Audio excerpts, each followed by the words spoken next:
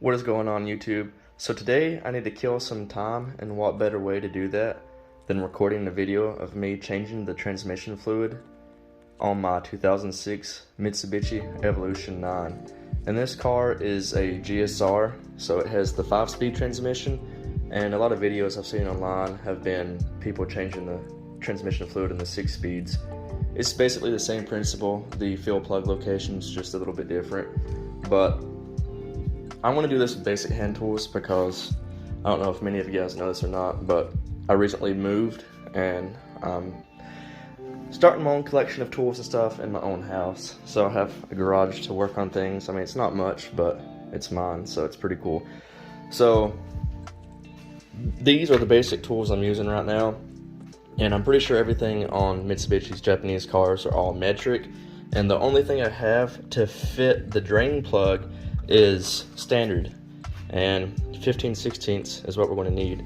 So we're going to jump down into the bottom of the car here, and I have another flashlight down here, and this is the drain plug that we are looking for. And like I said, the 15/16 fits right on, so I'm gonna grab my ratchet and break this free after I put a pan down, and I'm gonna turn my flashlight. Here we go. I have my flashlight on my cell phone so I can show you guys the fuel plug, which is up here. I haven't figured out what size that is yet, but I'm going to use a metric size on that, and once I figure it out, after I get the drain pan and everything down here, I'll let you guys know.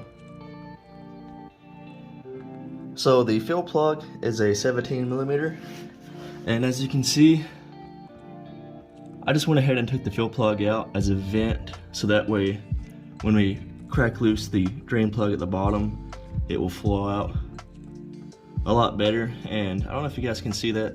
This transmission fluid, I mean, the previous owner did tell me he replaced it, and it does look basically brand new, and it's filled correctly too, because it is leaking from the top. And when we go back with filling the transmission fluid, we want to see that drip just like it is right now. That's how you know the transmission fluid is full. But I mean, honestly, since I've already went through the effort of getting the car jacked up and breaking all this free, for some reason that fuel plug was super torqued on there. I don't know what the heck happened. I don't know why anyone would torque it that tight, but you don't need to torque it down. I mean, it needs to be tight, but the way he had it, I honestly thought there was Loctite on it, but finally broke it free, and now I'm going to work on the drain plug and just drain all this old fluid out. Okay, so what's funny is the drain plug actually, I mean, it was tight, but it wasn't torqued down anything like the fuel plug was, which I figured I was going to have a hard time with the drain plug after how tight the fuel plug was. Anyways, like I said, this fluid looked really good, and it's not that I don't trust people when they tell me they've replaced all the fluids in their cars, because I don't trust them. And two, I don't know what fluid he used. This could be Walmart SuperTech transmission fluid for all I know. Anyways, it's just peace of mind for me every time I get a new vehicle. I change the oil, transfer case fluid, transmission fluid. So I'm actually going to replace a transfer case fluid, and if you guys want to see a video on that, just let me know, because I may do that tomorrow because I am in a time crunch right now. So anyways, this fluid is draining, and what I'm going to go back with is something that you're not going to see recommended online, because everyone else has their own typical blends of what they want to do or what brand preferences they have. This is what I'm going to put in this car. The transmission fluid for the 5-speed and 6-speed cars is right at 3 quarts, and this is my cocktail of choice: 2 quarts of Pennzoil Synchro Mesh and 1 quart of really good ATF. This is a cocktail I've used in 700 plus wheel horsepower Shelbys. I've used it in my Jeep. I've used this combination in just about every transmission I've ever had. It does great in the summertime and wintertime. Transmission shifts so much better, and all of this right here is good for any transmission, brass synchros, soft metals. This all gets along, and I know a lot of people are probably going to give me flack for this, but this is what I've always used. It's tried and true for me and all my applications, from 180 horsepower Jeep Wrangler to, like I said, 700 plus Shelby GT500s. So I'm gonna go ahead and I'm gonna get my little transfer pump, and I'm gonna go ahead and I'm gonna put in the ATF in first because it flows a lot easier and better than the synchro mesh does. So I'm gonna grab that up. I'm gonna try to set up a tripod. I don't think it will get short enough to fit in here, but I will show you guys the general process. So this is the transfer pump I'm going to use. You can actually grab this from AutoZone. That's where I got it.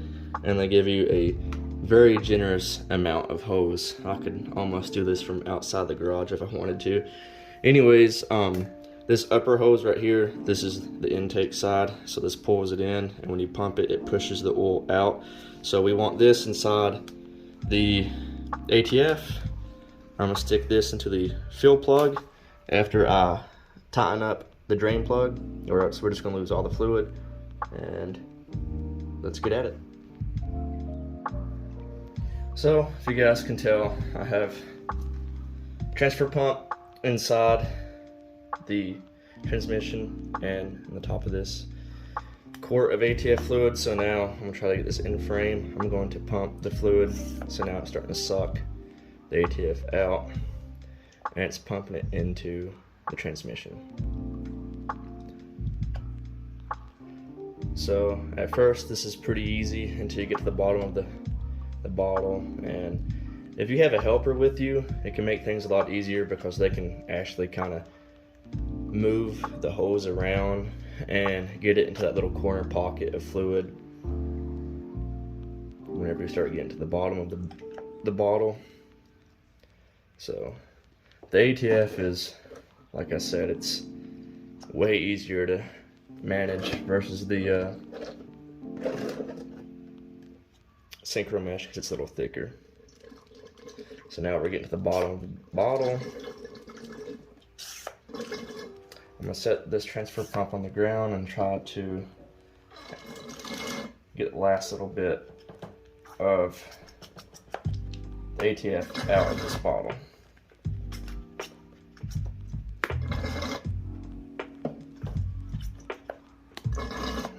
And now we will switch it over to the synchro mesh. Okay, so I am on my last quart. It is the synchro mesh, and let me try to get this in frame here. You can see the viscosity between the ATF and the synchro mesh are night and day because there's a lot more resistance in this transfer pump now. So by no means am I trying to convert anyone to this transmission fluid cocktail. This process is just to show you guys how to replace transmission fluid on a 5-speed Evolution. So this is basically going to apply to every single Evolution 8 out there. And if you have a GSR 9 like mine, it's the same principle. The Evo IXs, I think the only difference with the 6-speed is the location of the fill plug. And I think the drain plug, I think both the fill and drain plug on the 6-speed are both 17s. So seems like that's that. Now we're gonna see if we are getting a slow dribble from the fill plug, because that will also confirm that we have the right amount of fluid in the transmission. So let's go ahead and make a big mess here. I'm gonna move the tripod around. So I can hear a drip, and if you guys can see that, if I can get the camera to focus, you can see that the transmission is completely full. We have a slow, steady dribble. So now I'm gonna put the 17mm fill plug, tighten it back up, and nothing like it was before, and lower the car, start it up, let it get up to temp, and just go through the gears. It's almost like this drain pan was made for this transfer pump, so both hoses can go in there and not make a huge mess. So anyways, that's that. Transmission fluid is replaced. So now we just need to take it out and test drive it. But before we do that, this is actually my second video of this car on the channel, and I'm just going to give you guys a quick update on it for anyone that would like to know about this Evo. This car is a fully built 4G64, which means it has the 2.4 block, and it has the factory Evo IX, or whatever you want to pronounce it, Mevec, whatever. It has that cylinder head on it. So this car is pretty much built, the 2.4 doesn't rev as much as like some other 4G63 builds. This car safely revs around 8,000 RPMs. It has a manually billet turbo tough 100mm crankshaft. It has eagle rods. They are the factory 4G64 length, I believe 150mm. And then the car has a slot bore of 87mm. The factory 4G64 is 86.5. So it does have a slot bore to it, and it has Wiseco 1400 HD pistons. And the only head gasket that actually kind of complements this whole build, the 87mm bore, is the Power Enterprise head gaskets. And outside of the engine build, we just have some really basic HKS 272 cams.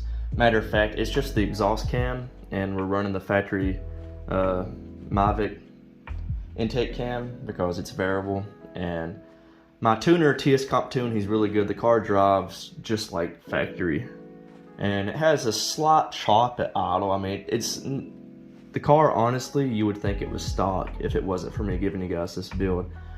Anyways, the limiting factors on this build would be the FP Green turbo. It's, if you guys know, that's a small turbo. Fuel system is only good for 93. It's a bit limited for E85. I have some old school, the low impedance injectors. They're a PTE 1000cc, and I have a Walbro 255 fuel pump. So at the very minimum, I need to upgrade to a Walbro 450. I think I can get by with the injectors with this turbo for a while on E85, but we're just going to keep it on 93. And right now, I'm working with Tom Swingle III, and he's getting this thing dialed in for me, because when I bought it, it was on a low boost tune. It only hit 15 psi, and the only thing I needed to add to it was a 3-port boost solenoid. So we have that on, and now we're just data logging, and the car's doing great. So yeah, there's a quick overview, and I'm going to do a more thorough, detailed, in-depth video with this car. I'm going to clean it up really good, because you can tell it's got bug guts and everything all over it, but the car itself is actually super clean. It's very surprising how nice this car is.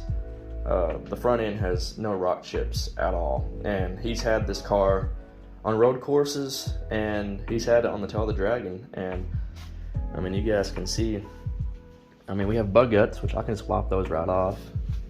No rock chips. It's insane. So I did paint correct it.